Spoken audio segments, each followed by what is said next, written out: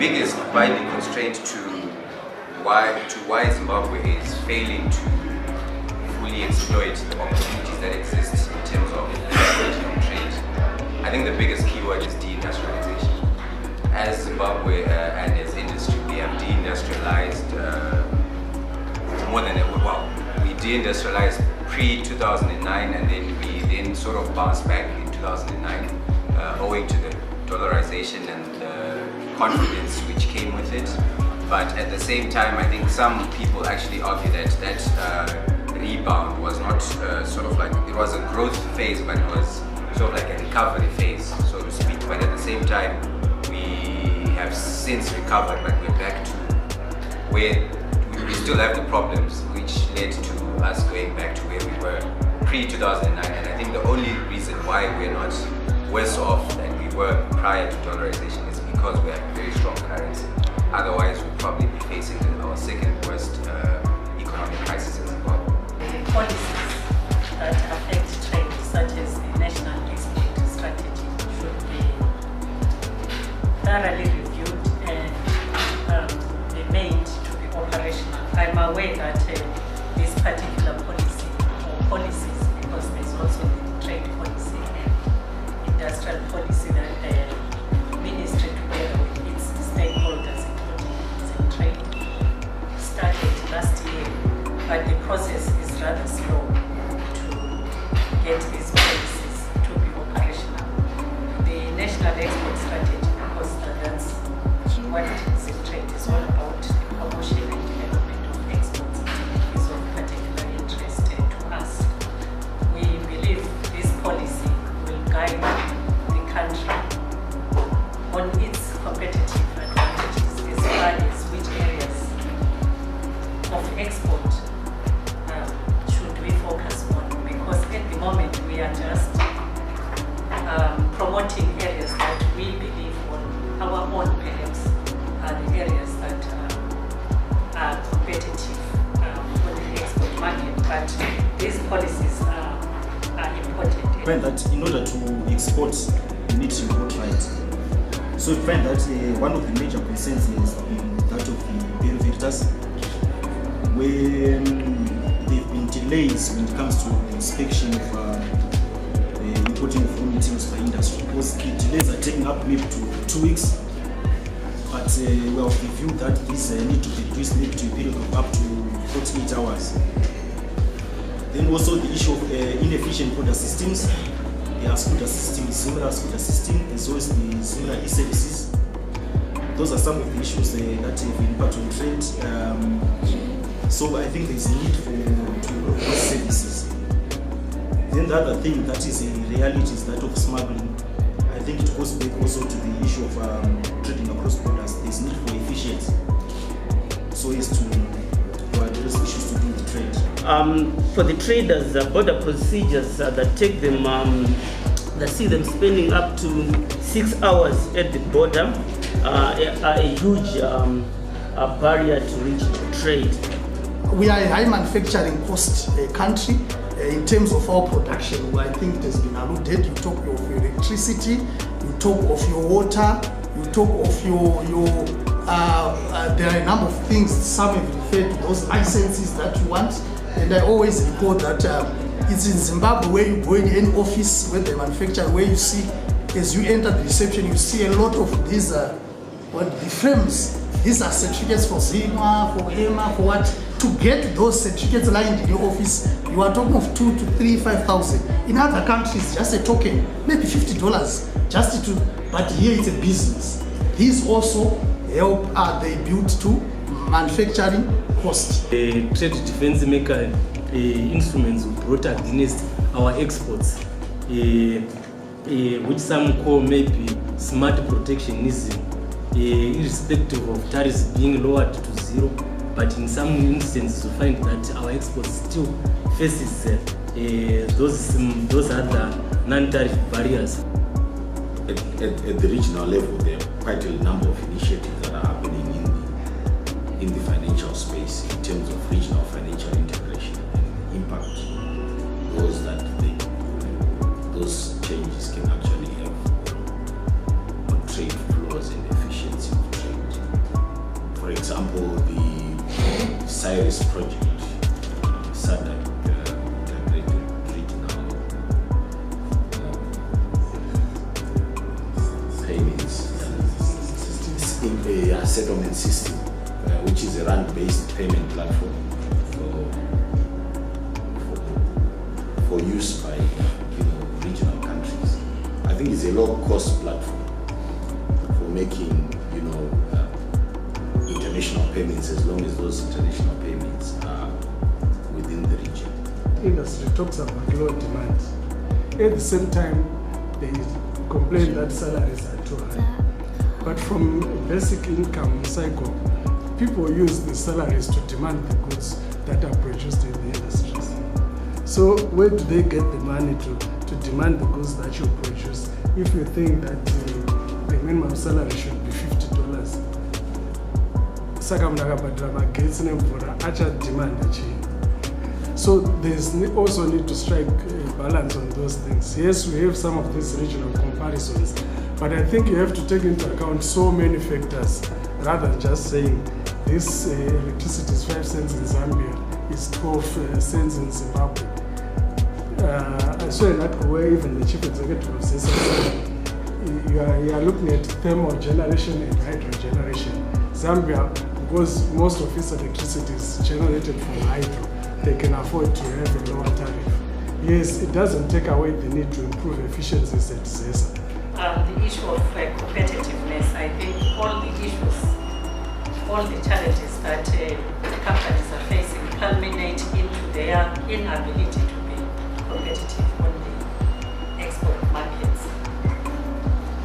And what it is that can be done, well, as Zimtrade, as an organization, I think we do try within the limited working space that we have to still assist those industries that are there and have got products for the export market.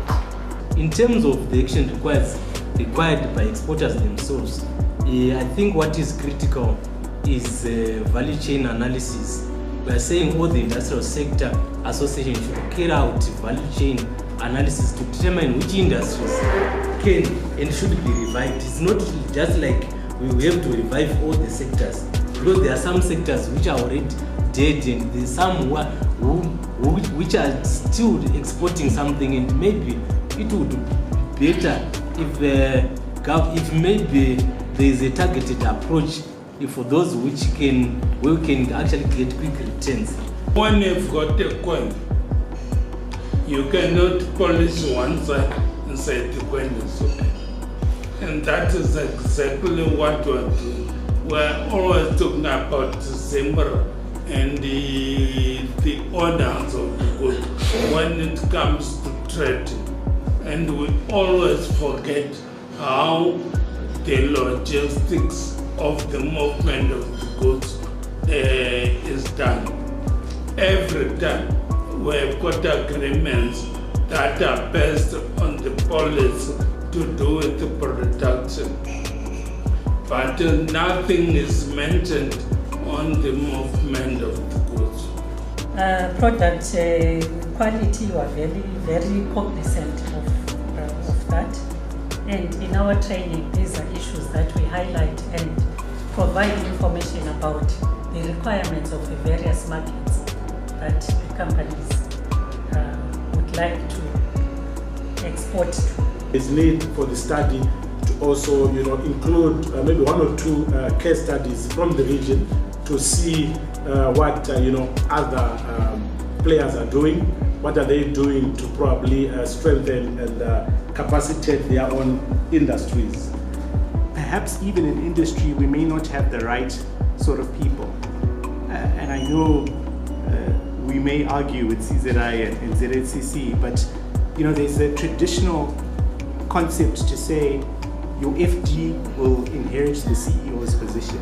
And by character, an accountant is a cost cutter, is risk averse. At a time when you want to expand into the region, you want to take advantage of opportunities. So when I'm talking about the human capital, I'm not looking at the production team per se, but also at senior management level to say, do we have the right people in those positions? Do we have the voice of the civil society there? And do we look at the implications of the policies that we put in place on the civil society? We might be looking at the long-term growth, but are we also protecting the marginalized communities? What are the attended institutional and human capacity constraints government departments, private sector players facilitated in trade? Which I think is a key point that you are raising, because we need to leverage on ICT. The correlation, the working together again of regulated authorities. If you look closely, you can see that as regulated authority, we are interlinked. We have the market intelligence. We know who is selling what and where, because they come to register with AMA. Zimtrade, when it goes regionally, it goes international. They know where. Like one speaker alluded, we have to be specific as to where, who is selling what and where, so that we become precise, we become on point. And also, even as ministries, one talked about Ministry of, you talked about embassies, we talk of Ministry of Foreign Affairs. It can work in hand closely. Ministry of Agriculture, Industry and Commerce. If you look closely, they are interlinked, those ministries. You can get information from Ministry of Foreign Affairs from the embassies. What product in Rwanda? What can we sell in terms of agricultural commodities?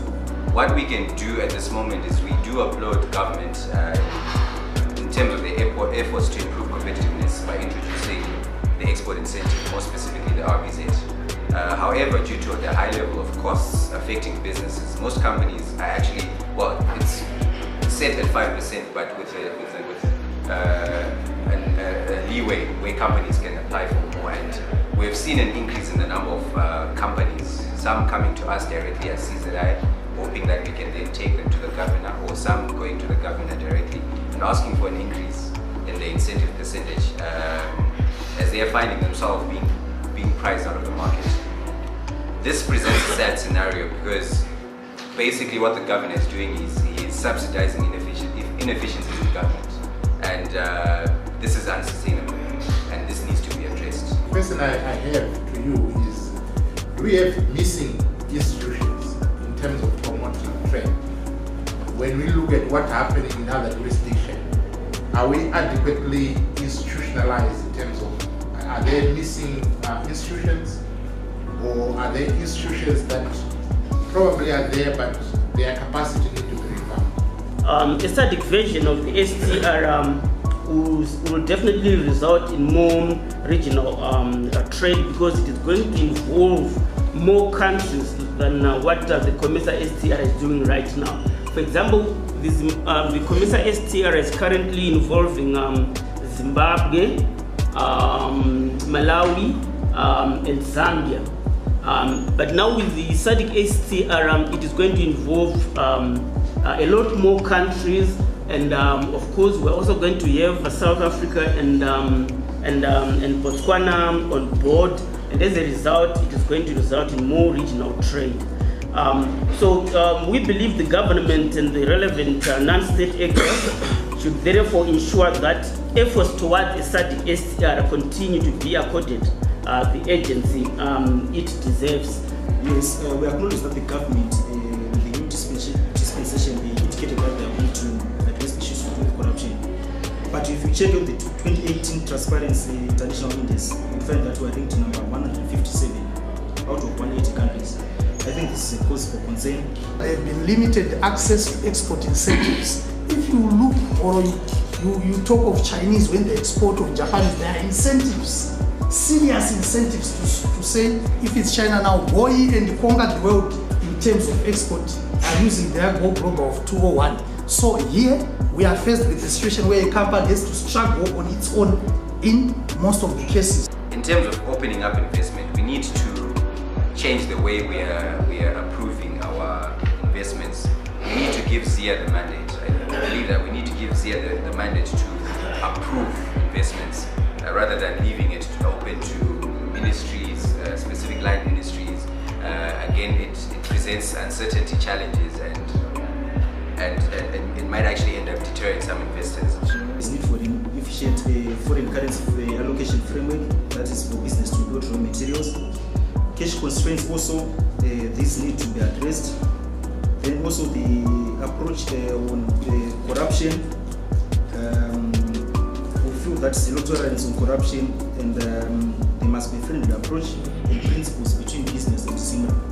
Because from the service that we do, we find that businesses mention that ZIMRA is a cause for concern when it comes to business. One thing that tends to happen, without resolving one problem, we go into the other end, we talk about another problem. Like if we were to look at it, in the case of dilapidated equipment was an issue before dollarization. But all of a sudden, colleagues started to say that they forget about the equipment is not, they started saying that the dollar is too strong. And they say, later they moved on to say that no, the banks, there's high cost of banking. In that case, what does it mean? It means that we are not solving problems. What we are doing is we are taking problems, packing them, identifying another problem, making noise about it, packing it. And if we continue at a micro level in that perspective, it simply means that one day what will simply happen is that everything will simply come to standstill. We would want to see government speed up the various initiatives because these things are not new. They've been discussed over and over again. So we just hope that under this new environment, at least we can see implementation of things that industry and everyone else has been pushing for. Another issue that as a country we need to look at in order to diversify our export basket is to look at services, because it's an area that even as ZimTrade we've been guilty all along of not promoting and developing exports from that sector. But I'm glad to say it's an issue that we are starting to do this year by creating a database, first of all, to say who are the exporters in which areas of the services. There was one point to say that we've had, these agreements, beautiful agreements, but if you go down to the relevant stakeholders, you'll be surprised that they actually don't even know the benefits of a free trade area when we want the same private sector to play a part into that. Because it's important that the private sector implement these trade agreements, but interestingly or fortunately or unfortunately they are not consulted in coming up with these policies. So there is need to improve the way that we share information and studies such as what Zeparu is doing.